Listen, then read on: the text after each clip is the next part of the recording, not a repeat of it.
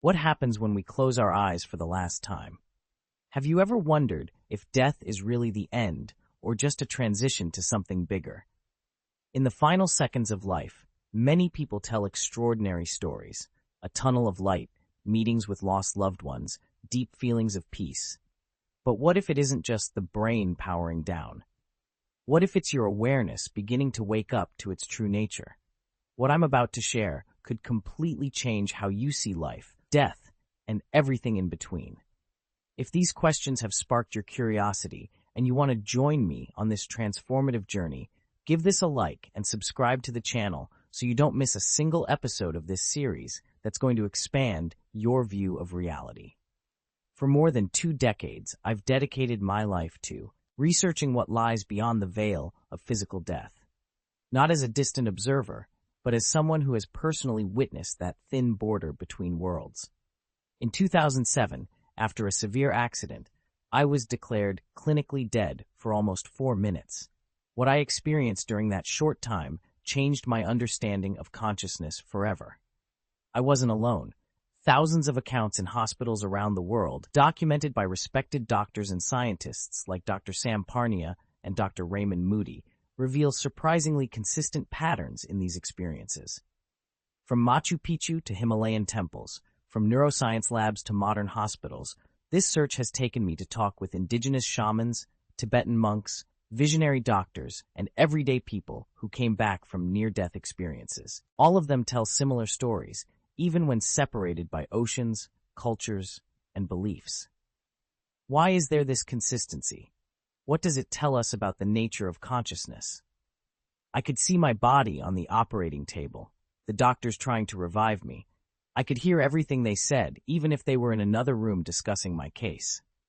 Then I was pulled into a tunnel of light where I met my grandmother, who had been gone for years. She looked young and radiant, and she showed me scenes from my life that I had forgotten. This is the account of Carlos, a 42-year-old engineer who suffered a cardiac arrest during a routine surgery. Maria, an elementary school teacher who never had any interest in spiritual topics, was in a coma for 2 weeks after a brain hemorrhage. When she woke up, she described with amazing accuracy conversations that took place among family members in the waiting room, personal items brought to the hospital during her coma, and medical decisions made while she was unconscious. I was floating around the hospital. I could go anywhere. There were no limits. It was as if my mind, my consciousness, was completely free from the body. Then there's the fascinating case of Dr. Eben Alexander, a Harvard-trained neurosurgeon and declared skeptic, who after a bacterial meningitis that nearly destroyed his neocortex, experienced a deep journey through consciousness while his brain was clinically inactive. When he returned, he not only brought back vivid memories of his experience, but also a radically new understanding of the relationship between the brain and the mind. These aren't isolated cases. They're part of a global pattern documented in diverse cultures throughout human history. From the Tibetan Book of the Dead to the ancient Egyptian pyramid texts, old civilizations describe the soul's journey after death with details strikingly similar to the experiences reported today in modern ICUs. Amazonian shamans talk about journeys between dimensions where guardian spirits guide them. Tibetan monks practice the Bardo Thodol, consciously preparing for the intermediate state after death. The Hopi Native Americans describe the spirit world as a parallel reality where consciousness continues on its journey. The Vedic traditions of India detail the various subtle bodies that make up our being beyond the physical. What's even more fascinating is how these ancient traditions, developed independently on separate continents, converge on key points. The continuity of consciousness, a life review, meetings with luminous beings, and the perception of a reality that is broader and more interconnected than our everyday experience. And we're not just talking about old beliefs. Modern science is starting to recognize that consciousness might be more fundamental than matter. The quantum physicist Max Planck, a Nobel laureate, said, "I consider consciousness to be fundamental. Matter comes from consciousness, not the other way around." What was once the exclusive domain of spirituality is now beginning to find echoes in scientific labs around the world. Imagine if our physical brains weren't producers of consciousness. but receivers like radios tuning in to a broadcast that has always existed. What happens when the radio breaks? The broadcast goes on, just without a physical receiver to manifest it in our material world. This revolutionary perspective is gaining traction in scientific circles, especially in light of research on near-death experiences. One of the most revealing and consistent aspects of near-death experiences is what researchers call a panoramic life review. It isn't just about watching your life flash before your eyes like a movie, it's something much deeper and transformative. People report reliving every moment of their lives, not just as an observer, but experiencing simultaneously their own feelings and the feelings of everyone they interacted with. I saw my whole life in an instant, but not as memories. I was there again, feeling everything. But the most extraordinary part was that I could feel the impact of my actions on others. When I was mean to a schoolmate, I felt his pain as if it were my own. When I helped an elderly person cross the street, I experienced her gratitude within myself, said Sophia, a 56-year-old doctor who survived a massive heart attack. This experience goes beyond a simple moral judgment. There's no external condemnation, just profound understanding and compassion. People describe a loving presence accompanying them during this review, allowing them to see their lives through the lens of universal wisdom, with no judgment, only learning and growth. It's as if the veil that separates our little self from our connection to the whole is temporarily lifted. After surviving a near drowning, engineer Robert shared, I realized that every thought, every gesture, every choice we make creates ripples in the web of universal consciousness. Nothing is insignificant. A simple smile to a stranger can change the course of countless lives in a chain reaction that never ends. This understanding didn't come as intellectual knowledge, but as a direct experience. This life review doesn't happen in a linear timeline as we know it. People describe experiencing all the moments at once, as if time were just an illusion of our limited perception. This multidimensional perspective allows for a much deeper understanding of the purpose behind life experiences and how every challenge and joy contributes to the development of the soul. What makes these accounts even more intriguing is that many people return with a radically altered view of life's purpose. Those who once prioritized material success, status, or power often ditch those priorities in favor of genuine human connections, compassion, and spiritual development. It's as if they have experienced a truth so profound about the nature of reality that it becomes impossible to continue living in the same old way. I realized that we didn't come to Earth to accumulate possessions or titles. We came to learn how to love unconditionally, to expand our capacity for compassion. Everything else is secondary, said Johannes, a former finance executive who, after his experience, left his career to dedicate himself to humanitarian work. Another consistent element in these experiences is the encounter with what many describe as astral dimensions. Planes of existence beyond the physical, inhabited by luminous beings who act as guides, mentors, and guardians. These encounters occur in environments described as transcendently beautiful, with colors that don't exist in the human visual spectrum and music that is felt as much as it is heard. David, a 38-year-old electrician who survived a serious electrocution, recounted, I was greeted by beings who looked as if they were made of pure light. They communicated with me not through words, but directly mind to mind. I knew exactly who they were. My grandfather, who passed away when I was 5, a friend I lost during my teenage years. But they weren't limited to the bodies I knew. They were more expansive, more complete versions of themselves. What's fascinating is that people from different cultures and beliefs report similar encounters, even if they interpret them through their own cultural lens. Christians might describe angels and Jesus. Buddhists encounter bodhisattvas. Hindus see deities like Shiva or Krishna, while those without a religious affiliation often talk about beings of light or loving presences. The experience goes beyond cultural interpretations, suggesting there is an underlying shared reality. Many also claim to access an expansive universal knowledge, similar to what spiritual traditions call the Akashic Records or Cosmic Information Field, a repository of all the wisdom, history, and potential of the universe. people without any scientific background returned describing complex astronomical, medical, or physical principles that later proved to be correct. Others develop inexplicable artistic or musical skills they never had before. I had access to unlimited knowledge. I could understand how the universe worked, how all the dimensions interconnected.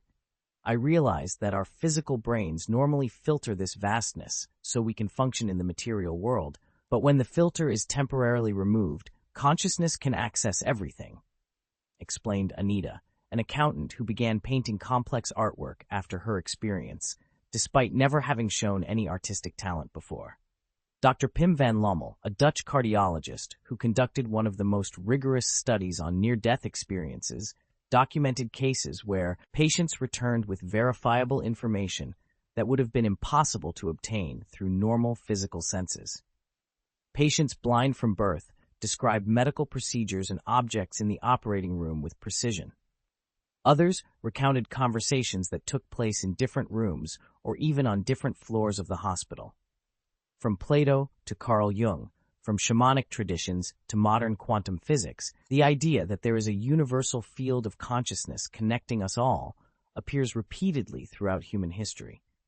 What near-death experiences offer is a first-hand glimpse into this reality, not as an abstract philosophical concept, but as a concrete experience that fundamentally transforms one's perception of who we are and why we are here. These experiences suggest that knowledge isn't stored just in our brains or in books. It exists in a non-local field that our consciousness can tap into when it goes beyond the limitations of the physical body. For many who experience this, returning to the body is described as limiting and restrictive, like having to put on a heavy diving suit after enjoying the freedom of swimming without any constraints. The scientific community has traditionally resisted these interpretations, preferring purely materialistic explanations such as cerebral anoxia, endorphin release, or stress-induced hallucinations. However, these explanations face significant challenges when confronted with the coherence, consistency, and transformative impact of these experiences, in addition to the experiencer's ability to obtain verifiable information that was beyond the reach of normal senses. Dr. Bruce Grayson, a psychiatrist at the University of Virginia and one of the leading researchers in this area, has studied thousands of cases over 4 decades. His conclusion is provocative. The more I examine the evidence, the harder it is to explain these phenomena solely in terms of known brain processes. They seem to point to dimensions of human consciousness that our current science still does not fully understand. Recent research using advanced neuroimaging and brain monitoring technologies has documented cases where expanded states of consciousness occurred during periods of minimal or absent brain activity. This raises profound questions. If the brain isn't producing these experiences, where do they come from? Can consciousness exist independently of neural activity? Our current understanding of the fundamental nature of reality may be on the verge of a revolution similar to what happened with the advent of quantum physics in the early 20th century. This revolution in our understanding of consciousness isn't happening only in hospital rooms or spiritual retreats. Cutting-edge research laboratories around the world are gathering scientific evidence that points to a much more complex and fascinating view of consciousness than the traditional materialistic model. Dr. Stuart Hameroff, an anesthesiologist and researcher at the University of Arizona, working with renowned physicist Sir Roger Penrose, developed the orchestrated objective reduction, OR theory, proposing that consciousness emerges from quantum processes in the brain's microtubules, potentially connecting our subjective experience to fundamental structures of the universe. The conventional model treats the brain as an extremely complex biological computer, but that doesn't adequately explain the nature of conscious experience, explains Dr. Hameroff. Our theory suggests that consciousness has roots in quantum physics, possibly even in the very fabric of reality, which would open up a way to understand how it could continue after physical death. At Princeton University, the Project for Anomalous Experiences documented over decades statistically significant evidence that human consciousness can influence physical systems at a distance. At the University of Virginia, the Division of Perception Studies compiled more than 2,500 rigorously verified cases of children demonstrating detailed memories of past lives, including verifiable information that could not have been obtained by conventional means. Dr. Dean Radin, chief scientist at the Institute of Noetic Sciences, has conducted meta-analyses of experiments on non-local consciousness that show statistically significant effects thousands of times greater than what chance would expect. The data is clear, says Radin. Consciousness is not confined to the brain or limited by time and space in the way we once thought. Even in theoretical physics, scientists like Dr. John Wheeler, a collaborator of Einstein and mentor to many renowned contemporary physicists, propose that consciousness and observation are fundamental to the very fabric of reality. His concept of a participatory universe suggests that the physical universe requires conscious observers to fully exist, a concept that deeply resonates with ancient spiritual traditions that have long viewed consciousness as the fundamental basis of existence. What makes these studies so revolutionary is how they begin to build bridges between Western science and spiritual traditions that have claimed for millennia that consciousness is primary, not derived from matter. One emerging model treats the brain as a receiver or filter of consciousness, not its producer. Just as a radio doesn't create the music it plays, but merely tunes in to existing electromagnetic waves, our brains might be tuning into a consciousness that fundamentally exists in the universe. Neuroscientist Dr. Christoph Koch, president of the Allen Institute for Brain Science, observes, "The great mystery is how matter organizes itself to become conscious of itself." Perhaps we have been tackling the problem backwards. Maybe consciousness is an inherent property of the universe, just like space, time, or energy. This perspective explains why, when the filter of the physical brain is temporarily disabled or altered, whether by trauma, deep meditation, psychedelic substances, or at the moment of death, people often report expansive experiences of consciousness, accessing knowledge that goes beyond their individual limitations and a deep sense of connection with all of existence. As Dr. Eben Alexander described after his own experience, "I realized that our consciousness isn't produced by the brain, but rather filtered and localized by it. When that filter is removed, we reconnect with the vast consciousness that we have always been a part of." This understanding represents not only a scientific revolution, but a profound reconnection with ancient wisdom that has always emphasized our multidimensional nature. If we accept the possibility that consciousness exists in multiple dimensions beyond the physical body, we begin to glimpse a profoundly different view of who we are. We are not physical beings having occasional spiritual experiences. We are multidimensional beings having a temporary experience in physical bodies. This shift in perspective has transformative implications for how we understand our existence. Esoteric traditions from various cultures speak about the subtle bodies that make up our full being. The physical body is just the densest of a spectrum of vehicles for consciousness that includes the etheric, astral, mental, and causal bodies. These aren't mere metaphors, but descriptions of different vibrational frequencies through which our consciousness operates simultaneously. During my experience, I realized that I exist on multiple levels at once, said Alessandra, a neuropsychologist who survived a serious car accident. It wasn't that I went somewhere else. I was already there. I just wasn't aware of it, because my attention was completely absorbed by the physical experience.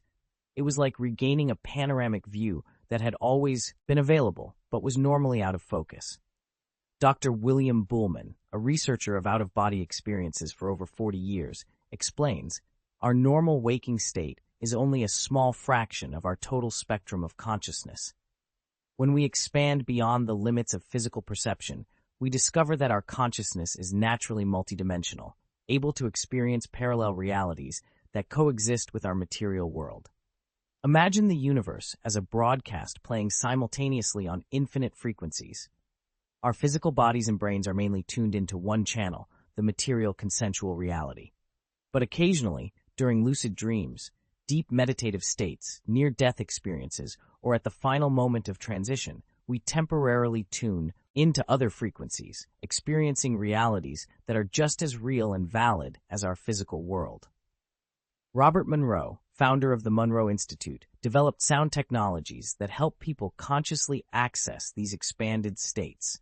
His protocols allow individuals to experience aspects of their near-death experiences in controlled settings, without physical trauma, facilitating the systematic exploration of these realms. Thousands of people have participated in these programs, consistently reporting experiences that go far beyond the bounds of imagination or fantasy. What we discovered is that with proper training, almost anyone can learn to expand their consciousness beyond the limitations of the physical body, explains Dr. Scott Taylor, current director of programs at the Monroe Institute. This isn't a supernatural or mystical skill, but a natural human capacity that our material culture has taught us to ignore and suppress.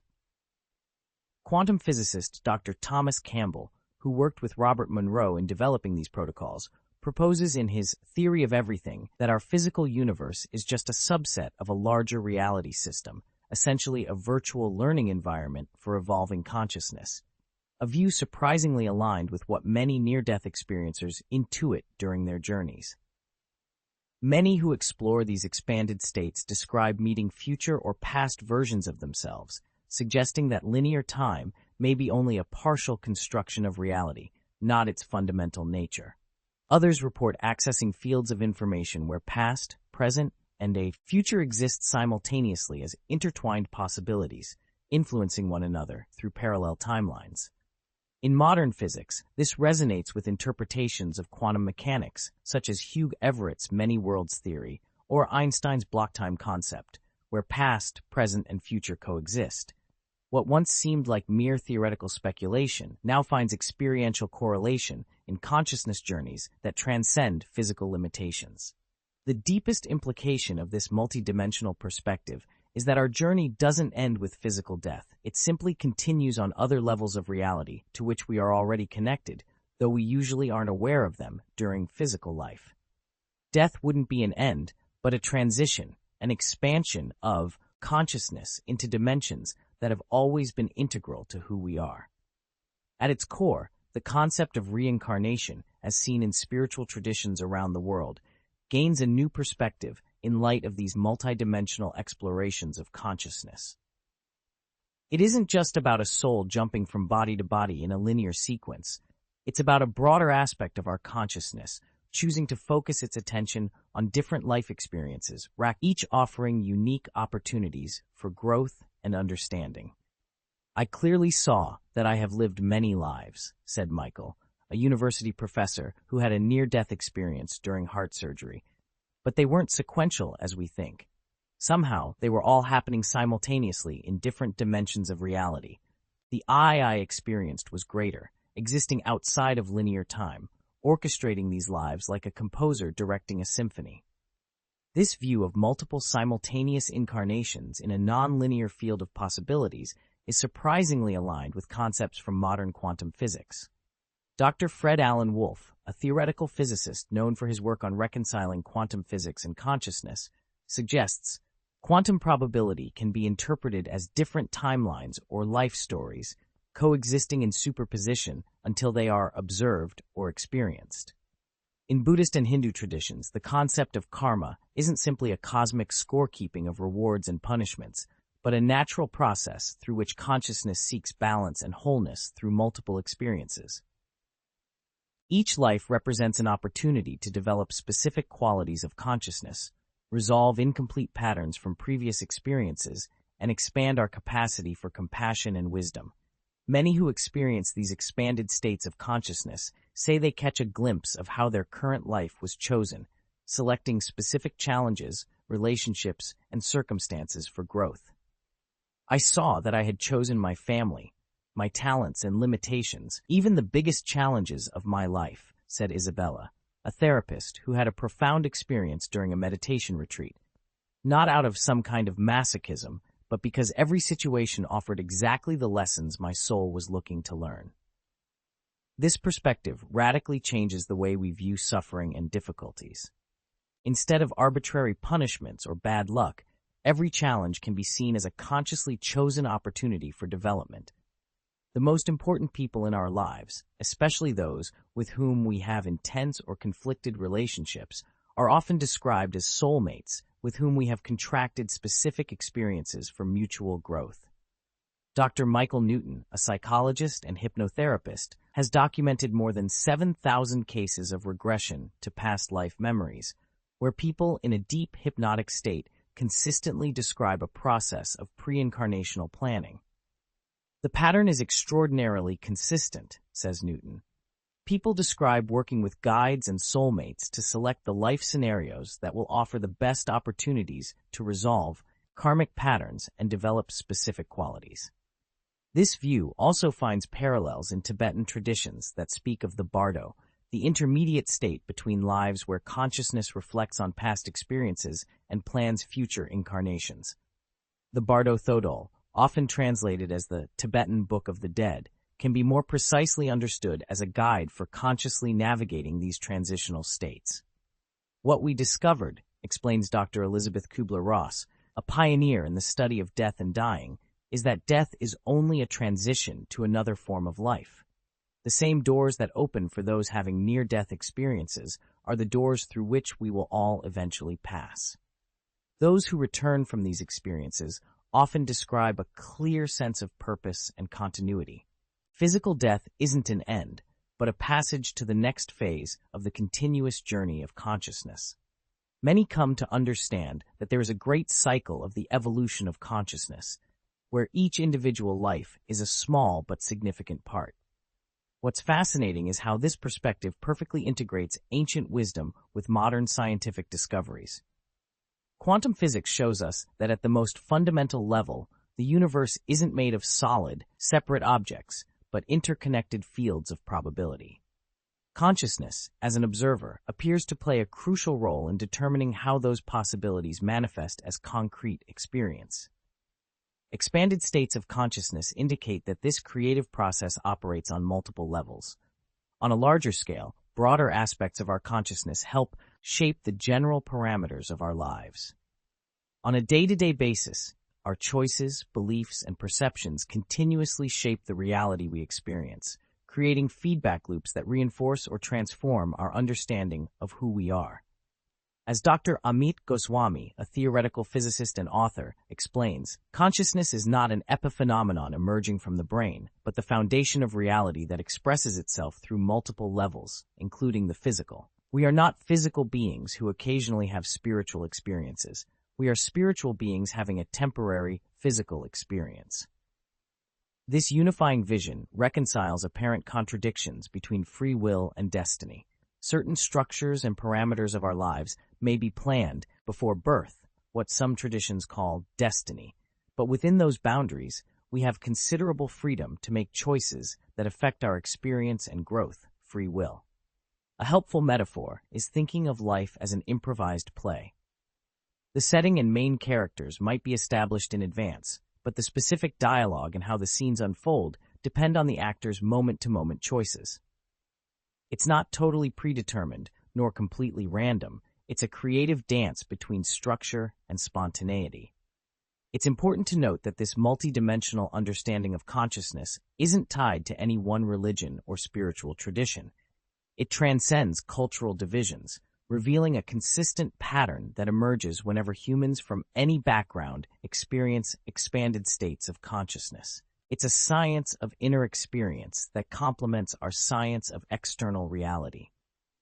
If you're wondering how this perspective could transform your life right now, consider this. What if you could live aware of your multidimensional nature, even while navigating the physical world? How would that change your priorities, your reactions to challenges, your sense of purpose? Those who integrate these understandings often report a profound transformation in how they experience life. The fear of death diminishes dramatically. Challenges are met as opportunities for growth, not as punishments. Relationships are seen as sacred encounters between eternal beings, not just casual interactions. A deeper sense of purpose emerges, guided not by external success, but by inner evolution and compassionate contribution. As Thomas, an executive who had a powerful near-death experience, shared, "Before, I lived as if this physical reality was all there was. Now I live aware that I am much more than my body, my career, or even my current personality. That hasn't made me any less engaged with life. It's given me a far deeper appreciation for every moment and every encounter, knowing they're all part of a much bigger journey. Real transformation happens when we begin to notice signs of this expanded reality in our daily lives. Those inexplicable moments of synchronicity, the intuitive knowledge that seems to appear out of nowhere, vivid dreams that feel more real than waking life, encounters with people who feel strangely familiar from the very first moment, the occasional feeling of déjà vu or an inexplicable certainty about something that we couldn't possibly know through our normal physical senses. These aren't just curious anomalies or coincidences. They are moments when the veil between dimensions temporarily thins, allowing glimpses of our multidimensional nature. By paying attention to these moments, we can start to build a conscious relationship with the broader aspects of who we really are. I'd like to invite you now to join this growing community of consciousness explorers. Give this a like, share this video with someone who values these deep questions, and subscribe to the channel to continue on this journey of discovery. In the comments, share your own experiences or questions. We're creating a space together for these transformative conversations. Consciousness beyond death isn't just a fascinating topic to contemplate. It's an invitation to live more fully, more consciously, and more compassionately right now. When we understand that physical death is simply a transition, not an end, our entire approach to life can change. We begin to see that the deepest purpose of our earthly journey isn't to accumulate possessions or achievements, but to expand our capacity to love, to learn, and to grow. As the Sufi poet Rumi expressed so beautifully centuries ago, you are not a drop in the ocean. You are the entire ocean in a drop. Our true nature transcends the limits of the physical body, linear time, and separate identity. We are individualized expressions of a universal consciousness, temporarily focused on specific human experiences, yet always connected to our infinite source. The next time you gaze at the night sky and feel that inexplicable sense of awe, or when a particularly beautiful sunset brings tears to your eyes, or when you feel a deep connection with another person, remember, these are moments when your greater consciousness is speaking to you, reminding you of who you truly are. The journey of exploring consciousness is the greatest adventure there is, a journey that transcends not only geographic borders, but also the very limits of reality as we know it. And the most extraordinary part is that this journey doesn't begin after physical death or in some exotic altered state. It's available right now, in this moment, for anyone willing to look beyond the veil of ordinary perception. Death is not the end of consciousness, but a gateway to its expansion. And life is our opportunity to start this journey of expansion now, fully aware of our multidimensional nature even as we navigate the physical realm. This is the true meaning of living spiritually awakened, not escaping the physical reality, but experiencing it fully as part of a much larger spectrum of existence. Subscribe to the channel and hit that like button to get access to more stories just like this. Thank you for joining me on this exploration. Remember to subscribe and turn on notifications for our upcoming episodes, where we will continue unraveling the mysteries of consciousness and our place within the multidimensional cosmos. See you soon, and may your journey be illuminated by the understanding of your true, infinite nature.